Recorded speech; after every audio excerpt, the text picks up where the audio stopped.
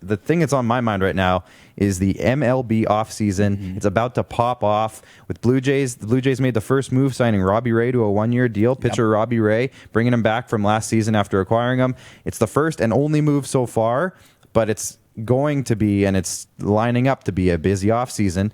And it seems, Max, and as we sit here as Jays fans, like the Jays are in on everybody, especially the big fish. The Yankees appear to be lurking right now, but as I said earlier, not a single team has really pulled the trigger yet.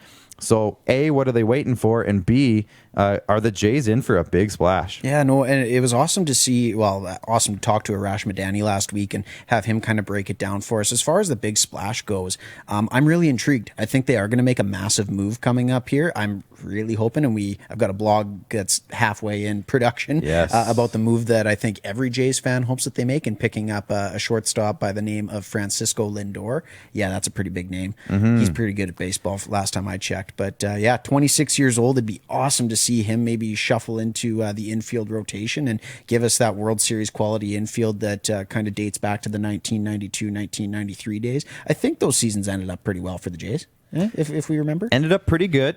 Jordan, are we figuring out? Oh, we got them. Okay, we're good. We got the comments in now. Yeah, I didn't put the thing in earlier. I understood it as soon as I said, where's my graphics layer? I knew where we were at. Robin Wildy's watching in Prince Albert tonight. Robin asks, do you think the Jays should take a crack at the Stroh show, or has that ship sailed? Now, I'm on team bring him back. Yeah. Max is on team. That ship has long sailed. Yeah. And when we had Ken Reed on a couple weeks ago, he was giving us the thumbs down before he was even on air, that he does not think the Jays should bring back Stroman. What do you think, Max? Really quick, do you think they should bring him back? For the Mets, they offered him that $18.9 million qualifying offer. For him, after a year off, because he did take the option on pitching this year due to COVID precautions, which totally respect that. But at $18.9 million qualifying offer, I think that's too rich of a price tag to bring back a guy that, again, maybe there's still a little salt in the wound with how he left. And additionally, you're going to have to give up some draft pick compensation, right? You don't really want to be doing that, especially with the Jays. Their strategy the last few years has been stock the cupboards. And now they're finally in a position where they can use some of those pieces to maybe acquire somebody that maybe moves the needle a little bit more than Marcus Stroman as your 3 or 4 starter. Sure. So, yeah, I really like the idea of Trevor Bauer coming in. That is got me scintillated, if you will.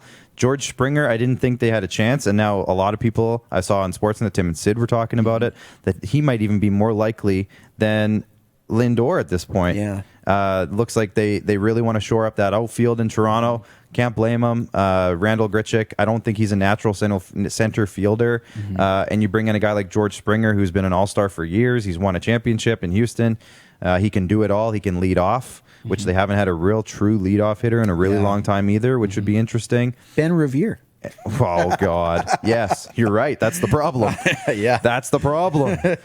So you get a guy like Springer, if they can somehow get Lindor. So you get Springer in for free. You don't have to give anything up. You bring in Lindor. So I have a Brinks truck or two full of cash. Well, a lot of money, but no assets. You bring in Lindor, and we were talking about it, Max, and it's going to be in your blog as well. So stay tuned for that if you're interested. But they have the prospect capital to make that trade happen. And there's been a lot of ups and downs on how much can the Cleveland Indians actually get for Lindor, because you look at Mookie Betts' trade last year, they didn't get fair value for Mookie Betts. Look at him now. He's the freaking World Series MVP. Yeah. And they got a couple of prospects. I don't think they've touched a MLB field yet, which is fine. It's still early. They have time. But if you can send a couple of their prospects, because the Jays do have one of the best systems in Major League Baseball, maybe an arm or two out of your pen or out of your potential starters, so your younger guys, and maybe maybe you send Grichuk in that deal so that they get an MLB bat, and then you could bring Stroman back. Then you could, yeah, because they have the thing. It's those two guys.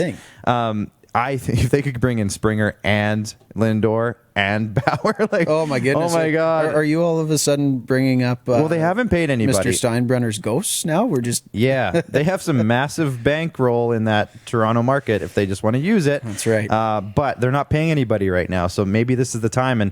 And again, shout out to Tim and Sid, because I was watching their segment on this earlier today at the gym, and shout out, I was at the gym, and just a little humble brag. Wow, I went to made it to the gym? Yeah, made it there. Who knows what I did? Hey, I've got a streak going. I have not made it there for 9 straight months. Great. That streak is you and a lot of people watching our show probably tonight. Chime in if you were one of those people. Yeah. But yeah, we've had they were having a great discussion about Springer and Lindor and everybody, and Well, I can't even remember where I was going with that. That's you threw me okay. off with your gym comment. So I did not mean to do that. No, but they're not paying anybody. I remember where we're going. Yes. So if you're not paying anybody now, like your Bo Bichette's, Kevin Biggio's, Vladdy, none of those guys are getting big money right now. So if you can front load a free agent deal, but give them 4 or 5 years so that in their 4th and 5th year, they're not getting paid as much, then you can pay all those other guys and keep it going. That's the hypothetical. And it's very interesting. So keep your eye on the Blue Jays.